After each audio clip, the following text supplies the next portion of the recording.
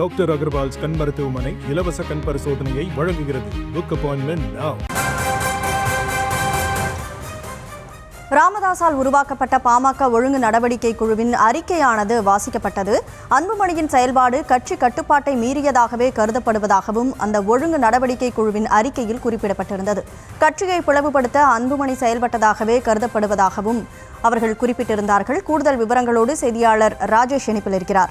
ராஜேஷ், வணக்கம். அன்புமணி மீது 16 குற்றச்சாட்டுகளை அந்த ஒழுங்கு நடவடிக்கை குழுவின் அறிக்கையில் குறிப்பிடப்பட்டிருக்கு. இந்த சூழல்ல இன்றைக்கு நடக்கக்கூடிய பொதுக்குழு ஏற்கனவே கவனம் பெற்றிருக்கக்கூடிய நிலையில அன்புமணிக்கும் ராமதாஸுக்கும் இடையிலான மோதல் பல மாதங்களாக நடைபெற்று வருகிறது. இந்த சூழல்ல தற்போது அவர் மீது பல்வேறு குற்றச்சாட்டுகள் அடுக்கடுக்காக வைக்கப்பட்டிருக்கு. கூடுதல் விவரங்களை பதிவு செய்யலாம். வணக்கம். தற்போது விழுப்புரம் மாவட்டத்தில் டாக்டர் ராமதாஸ் தரப்பு சார்பிலே பொதுக்குழு கூட்டம் நடைபெற்றுக் கொண்டிருக்கிறது.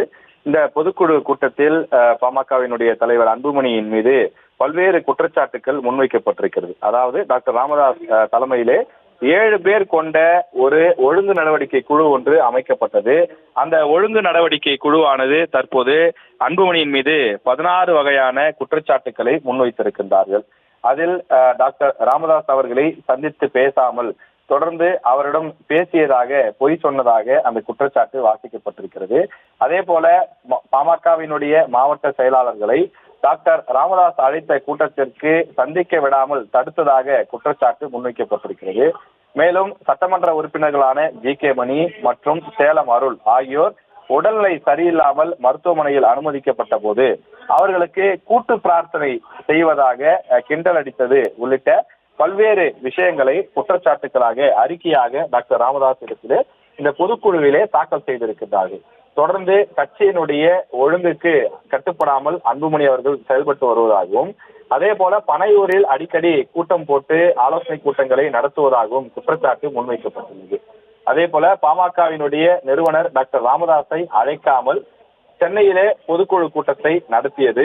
அந்த பொதுக்குழு கூட்டத்திற்கு டாக்டர் ராமதாஸுக்கென்று தனியாக ஒரு சேர் போட்டு அந்த இடத்திலே அவருக்கு அழைப்பு விடுக்காமல் அது போன்று செய்தது என்பது அவரை அவமதிக்கக்கூடிய செயல் என்றும் அந்த குற்றச்சாட்டுகளில் முன்வைக்கப்பட்டிருக்கின்றது. மேலும் அன்புமணி தொடர்ந்து பாமகவினுடைய வளர்ச்சிக்கும் பாமகவினுடைய நற்பெயருக்கும் களங்கம் ஏற்படுத்தக்கூடிய வகையிலே செயல்பட்டு வருவதாகவும் அந்த ஒழுங்கு நடவடிக்கை குழுவினுடைய குற்றச்சாட்டுகளில் அடுக்கப்பட்டிருக்கின்றது. அதே போல கடந்த ஆண்டு நடைபெற்ற பொதுக்குழு கூட்டத்தின் போது அன்புமணி அவர்கள் மைக்கை தூக்கி போட்டது என்பதும் ஒரு குற்றச்சாட்டாக தற்போது முன்வைக்கப்பட்டிருக்கிறது. இப்படி பல்வேறு குற்றச்சாட்டுகள் அன்புமணியின் மீது முன்வைக்கப்பட்டு அவர் மீது நடவடிக்கை எடுக்க வேண்டும் என்ற கோரிக்கை அந்த ஒழுங்கு நடவடிக்கை குழுவால் முன்வைக்கப்பட்டிருக்கின்றது. தற்போது மற்ற நிர்வாகிகள் அந்த கூட்டத்திலே பேசி வருகின்றார்கள். இறுதியாக அக்கட்சியினுடைய நிறுவனர் டாக்டர் ராமதாஸ் மேடையில பேச இருக்கின்றார். எனவே அவர் பேசும்போது அன்புமணி மீதான நடவடிக்கை ஏதேனும் தொடருமா என்பது குறித்து நாம் பார்க்க வேண்டும். இதில் மொத்தம் 16 குற்றச்சாட்டுகள் முன்வைக்கப்பட்டிருக்கின்றது. தொடர்ந்து அந்த பொதுக்குழுவிலே பேசப்பட்ட விஷயங்களாக இருந்தாலும் இடையில் சமரசங்கள் செய்யப்பட்ட விஷயங்களாக இருந்தாலும் அதே போல கட்சியின் வளர்ச்சிக்காக அன்புமணியை பலமுறை பேச்சுவார்த்தைக்காக அழைத்த போதும் அவர் வர மறுத்துவிட்டார் என்ற ஒரு குற்றச்சாட்டும் முன்வைக்கப்பட்டிருக்கிறது. எனவே இந்த குற்றச்சாட்டுகளின் அடிப்படையில் அன்புமணியின் மீது நடவடிக்கை எடுக்க வேண்டும் என அந்த ஒழுங்கு நடவடிக்கை குழு பரிந்துரை செய்வதாக அக்கட்சியினுடைய கௌரவ தலைவர் ஜி.கே. மணி வாசித்திருக்கின்றார். ஒவ்வொரு விஷயமாக அதாவது 16 விஷயங்களை பட்டியலிட்டு இந்தந்த விஷயங்களில் அன்புமணி தவறு செய்திருக்கிறார். எனவே தவறு செய்திருக்கக்கூடிய அன்புமணியின் மீது நடவடிக்கை எடுக்க வேண்டும் என இந்த பொதுக்குழு வலியுறுத்துகின்றது. ஒழுங்கு நடவடிக்கை குழு இந்த பரிந்துரைகளை கொடுக்கின்றது என்ற விஷயங்களை அவர்கள் தெரிவித்திருக்கிறார்கள். ஏற்கனவே இந்த பொதுக்குழு தொடங்குவதற்கு முன்னதாகவே டாக்டர் அன்புமணியின் மீது நடவடிக்கை எடுக்கப்படும் என்றும் அவர் வகித்து வரக்கூடிய செயல் தலைவர் என்ற பொறுப்பு டாக்டர் ராமதாஸால் வழங்கப்பட்டது.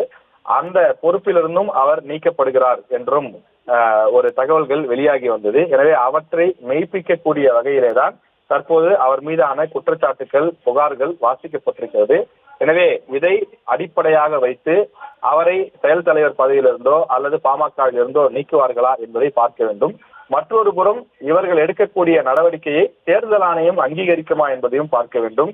காரணம், தேர்தல் ஆணையம் இந்த பொதுக்குழுவை ஏற்றுக்கொள்கிறதா, இந்த பொதுக்குழுவை கூட்டுவதற்கு டாக்டர் ராமதாஸுக்கு அனுமதி உண்டா, இங்க இருக்கக்கூடிய பொதுச் செயலாளர், தலைவர், பொருளாளர் போன்றோரெல்லாம் தேர்தல் ஆணையத்தால் அங்கீகரிக்கப்பட்டவர்களா என்பதையும் நாம் பொறுத்திருந்தான் பார்க்க வேண்டும். காரணம், நீதிமன்றத்திற்கு செல்லும் போது அன்புமணி நடத்திய பொதுக்குழு செல்லுமா அல்லது டாக்டர் ராமதாஸ் நடத்திய பொதுக்குழு செல்லுமா என்பதையும் நாம் பார்க்க வேண்டும்.